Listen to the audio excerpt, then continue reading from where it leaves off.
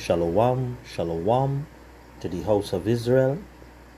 I'm your brother Abaniah of the South Arm of the Great Millstone Camp here in Trinidad, Heralds of Yahushai, coming to you with another lesson to the spirit and power of Yahweh Ba'asham Yahushai. But first, we give all honor, all glory, all praises to Yahweh Ba'asham Yahushai Ba'asham Wekah HaKodesh.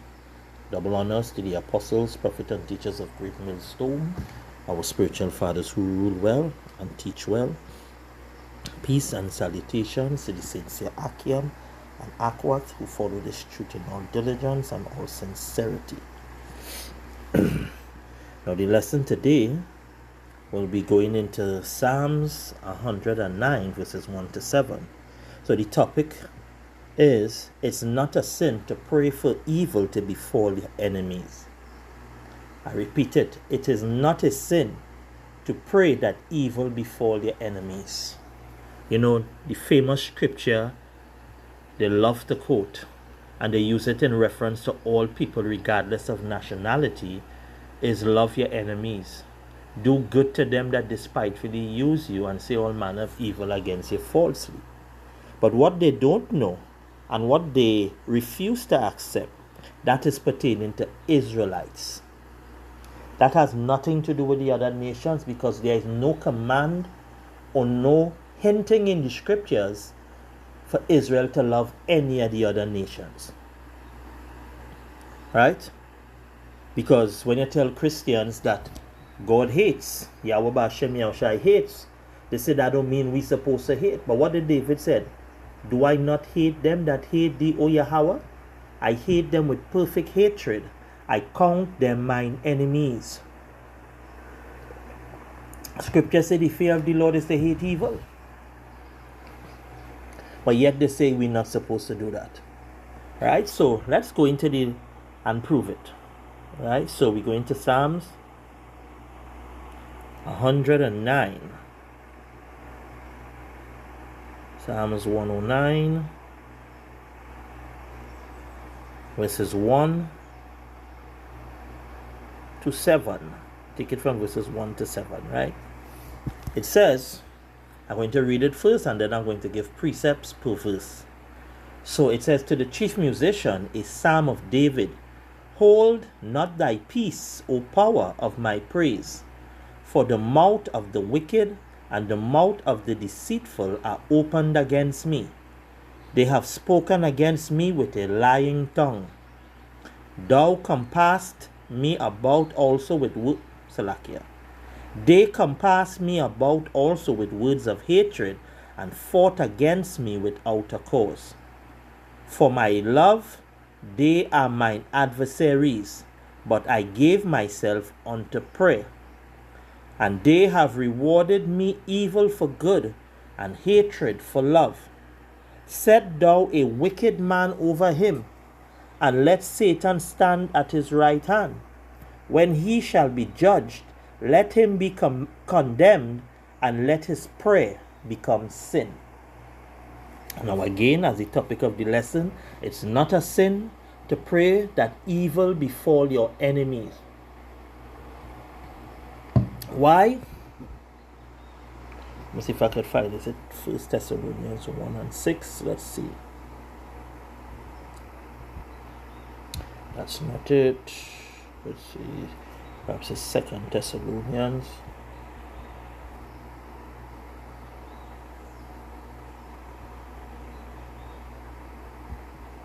This is 2 Thessalonians chapter 1 and verse 6. It says, seeing it is a righteous thing with power to recompense tribulation to them that trouble you. So the Father said it's a righteous thing to recompense tribulation. So praying for the downfall of your enemies, for evil to befall them, there is no sin in that. Right?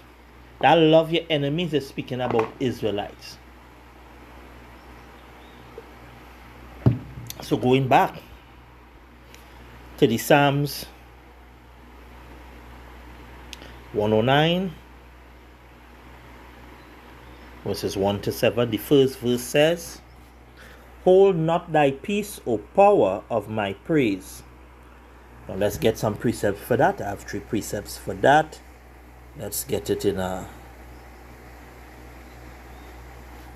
Let's get precepts for that. The first one is Psalms 39 and verse 12. Give me a second.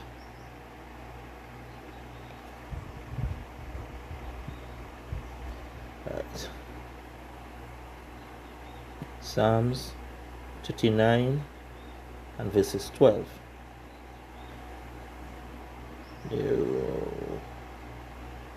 Psalms 39 verses 12. It says, Hear my prayer, O Yahweh, and give ear unto my cry.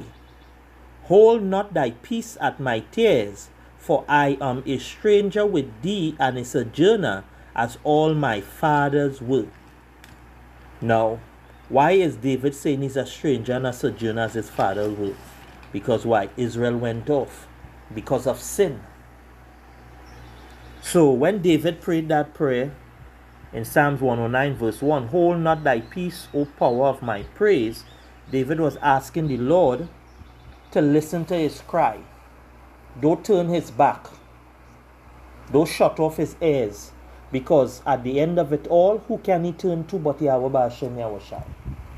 Yahweh Ba'Shem Yahushai is our source of strength. He's our redeemer or protector. Who else? Who better being is there to plead a man's cause, to protect a man from his enemies? It's Yahweh Ba'Shem Yahushai. And we know David, as the scripture says, was a man after the Lord's own heart. Second precept, Psalms 83. Psalms 83, verses 1. It says, Keep not thou silence, O power, hold not thy peace, and be not still, O Yahweh. So what David is asking the Lord, Father, you seen my affliction. Please, remember me. Don't turn your back on me. Remember me. Because again, as I said, who could deliver us from our trouble? Who is it have the power to deliver us from the enemy that is too strong for us? It's none other than Yahweh Ba'Shem Yahushai. Psalms 109. Built that precept. Right? Second verse. It says, For the mouth of the wicked and the mouth of the deceitful are opened against me. They have spoken against me with a lying tongue. Now what you need to understand, there is a chief wicked and there is a wicked. The chief wicked or the chief of the wicked is Esau Edom. The wicked could also be the other nations as well as those of our own people. And let's prove it. Right? So what David is praying for was praying against the wicked that of his own people who was speaking evil against him, who sought him harm. Right? So let's go to 1 Maccabees. So let's see if this book have Maccabees. Right, 1 Maccabees chapter 1 and verses 11.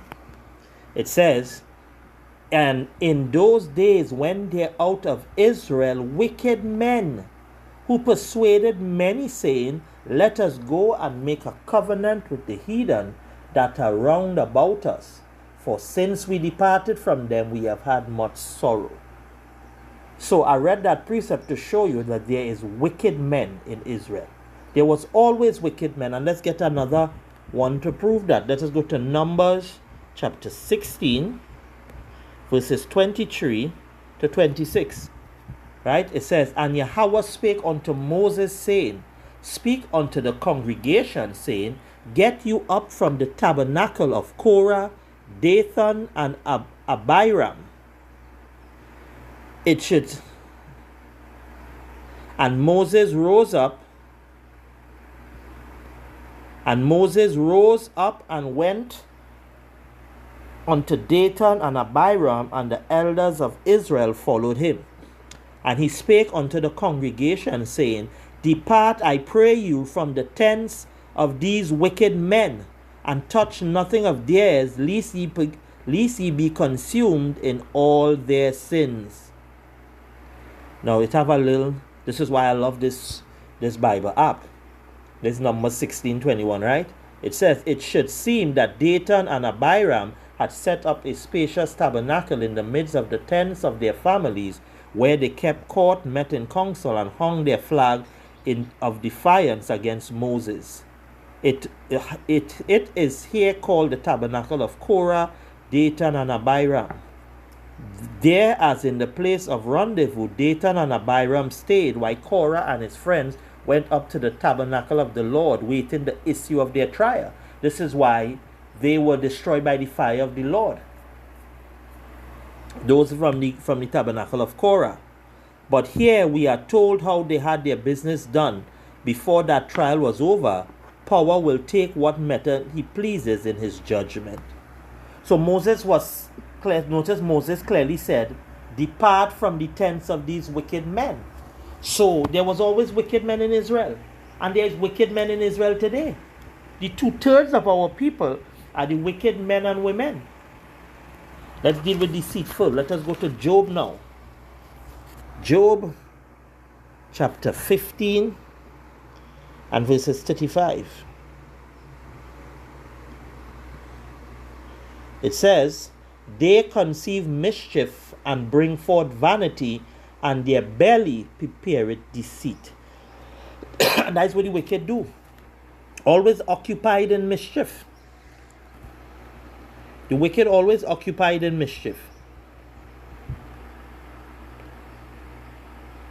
Right, so I could put the two Bibles side by side. The wicked always occupied in mischief. So David was praying that the Lord would hear his cry and bring forth judgment upon his enemies as they were speaking ill of him. Let's get the next one. Psalms chapter 5 and verses 6. We can read a little higher. It says, the foolish shall not stand in thy sight. Thou hatest all workers of iniquity. Thou shalt destroy them that speak leasing. Leasing means lies. Yahweh will abhor the bloody and deceitful man. So this is not just only pertaining to Esau, Edom. This is also pertaining to those of our own people who do these same things. And David was praying that the Lord visit that vengeance and judgment on them. Psalms chapter 55 and verse 23. Chapter 55 and verses 23. So like, yeah, folks.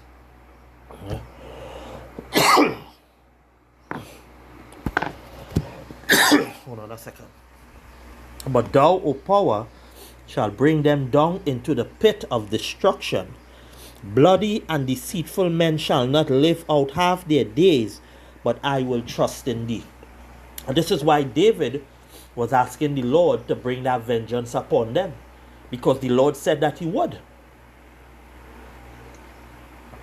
That's why David saying in Psalm 55:23 that the Lord shall bring them down into the pit of destruction. That is what the Lord promised. And David was simply reminding the Lord of his promise. Verse 3. They compassed me about also with words of hatred, and fought against me without a cause. Let's get Psalms 35 and verse 1.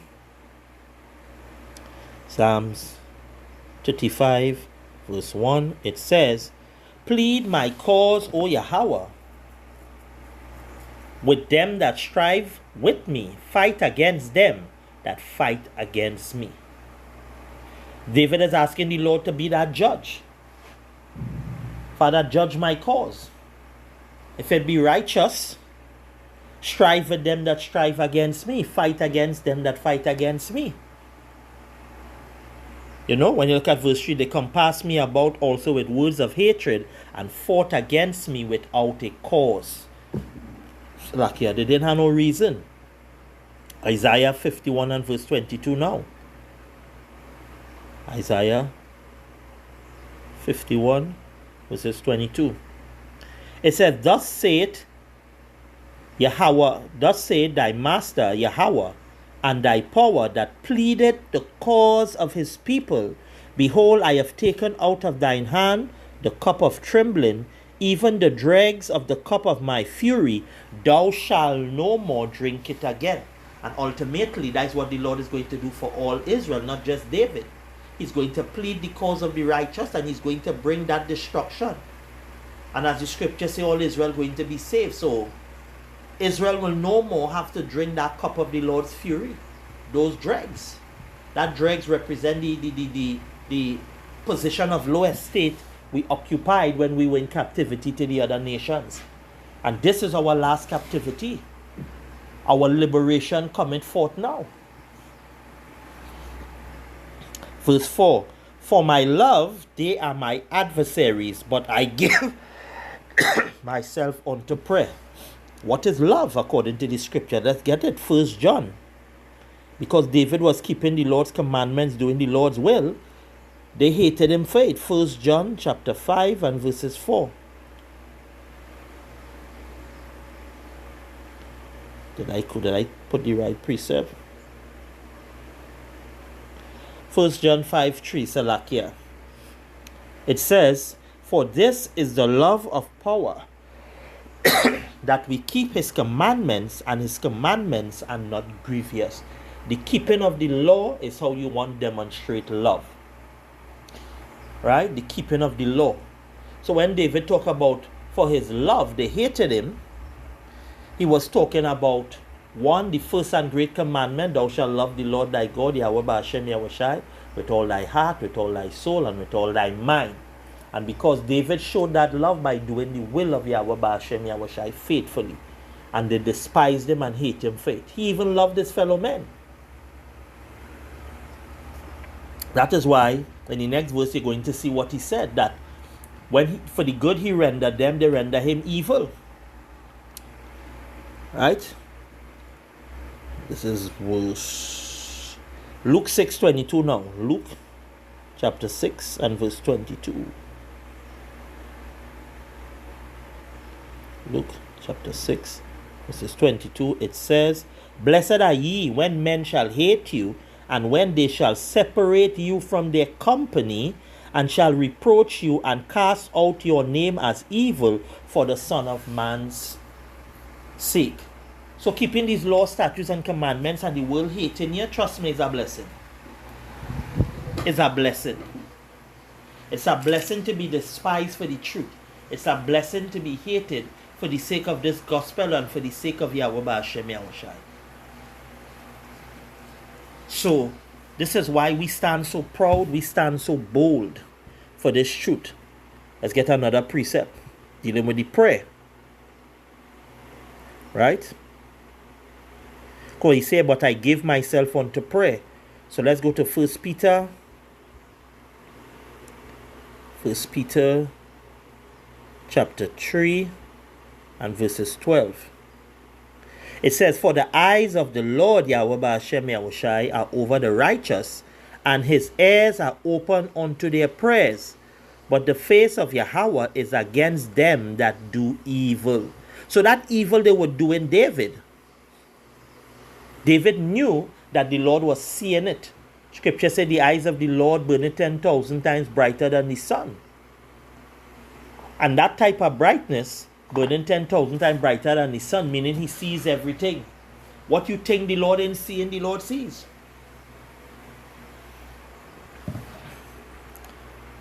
Next one, James chapter 5 and verse 16.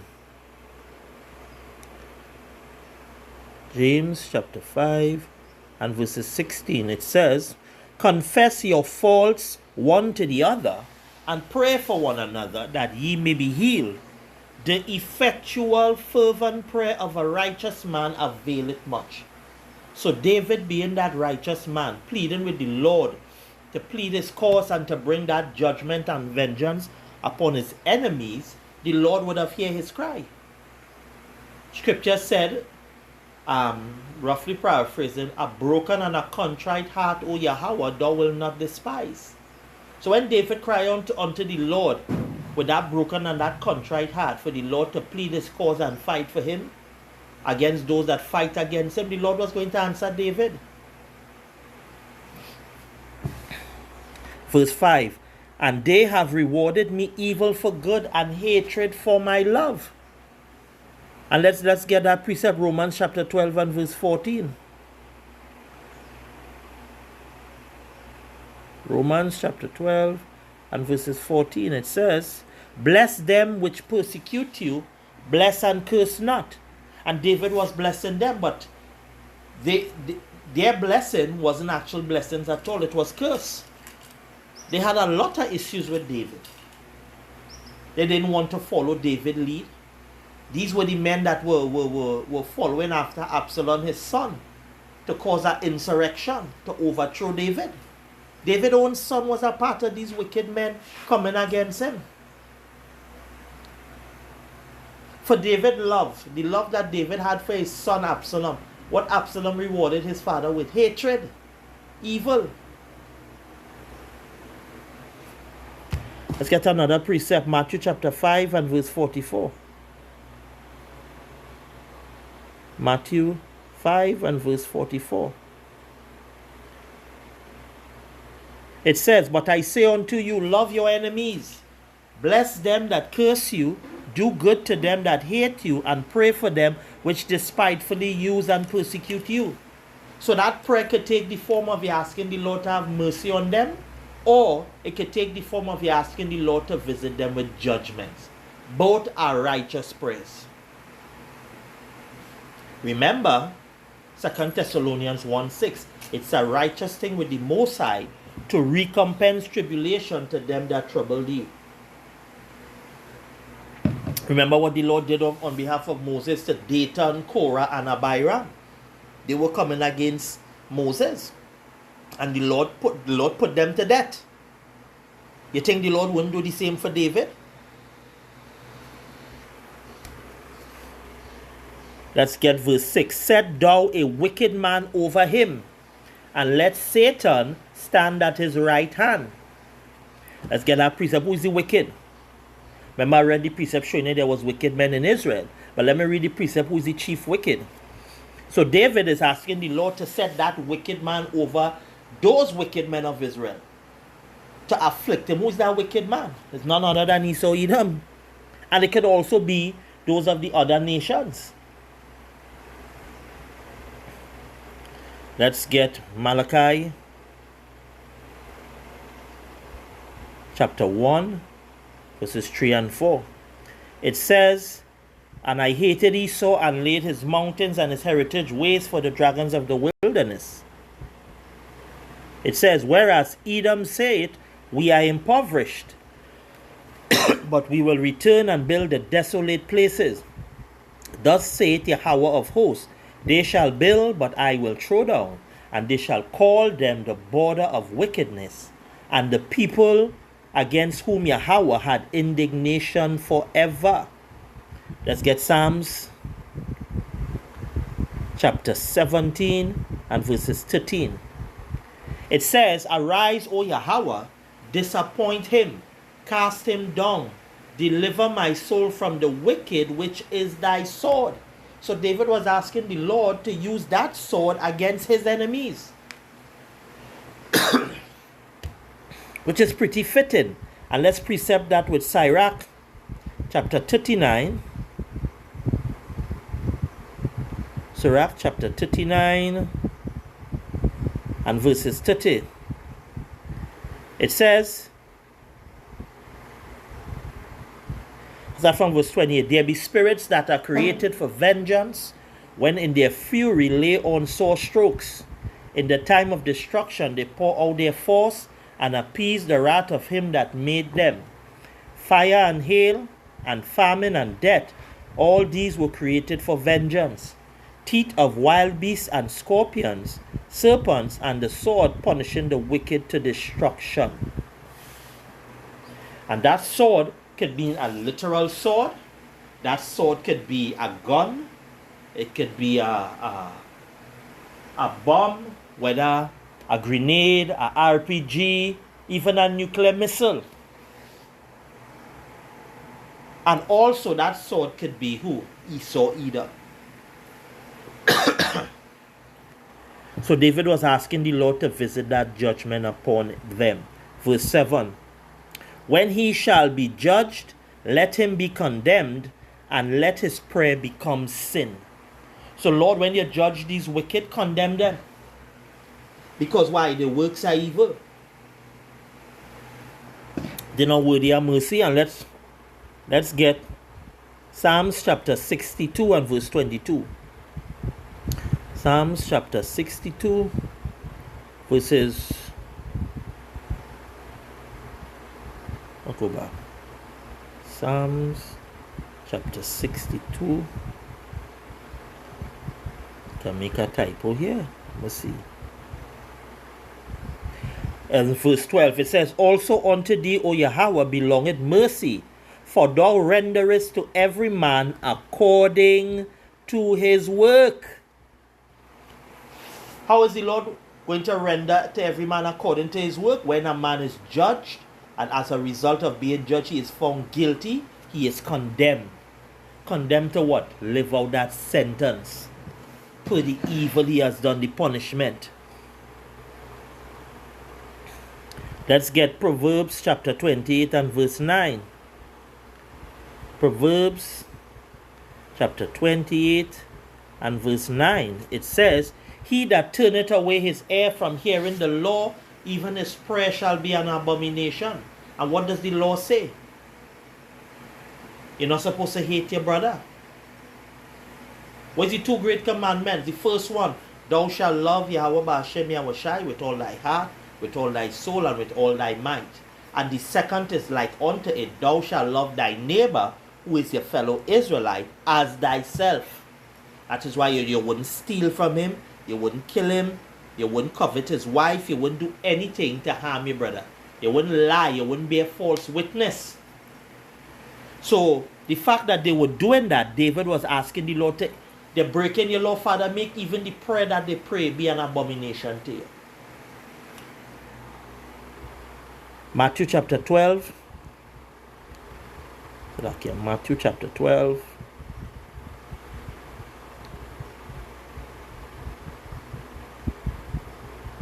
And verses 37. It reads, for by thy words thou shalt be justified, and by thy words thou shalt be condemned. And you see, David was openly letting the Lord know the things they were saying against him, the lies and the deceit they were framing against him.